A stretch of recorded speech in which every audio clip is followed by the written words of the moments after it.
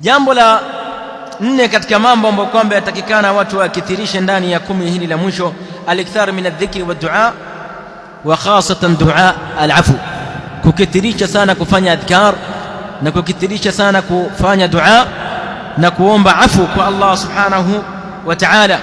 Allah subhanahu wa ta'ala asema wadhkuru Allaha kathiran, mtajeni Allah subhanahu wa ta'ala kwa wingi, la'allakum tuflihun, ili muweze kupata kufaulu yawma al-qiyama.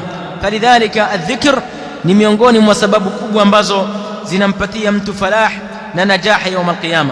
Na Aisha radhiallahu ta'ala anha alimueleza Mtume sallallahu alayhi wa ala sallam, qala qultu ya rasul Allah araaita in alimtu anna laylatan, bibi Aisha eleza hadithi, amueleza Mtume ya rasul Allah, waona vipi lau nikafahamu kwamba leila fulani hiyo ndiyo lailatul qadr, ma aqulu fiha, wanambia niseme nini mimi ya rasul Allah?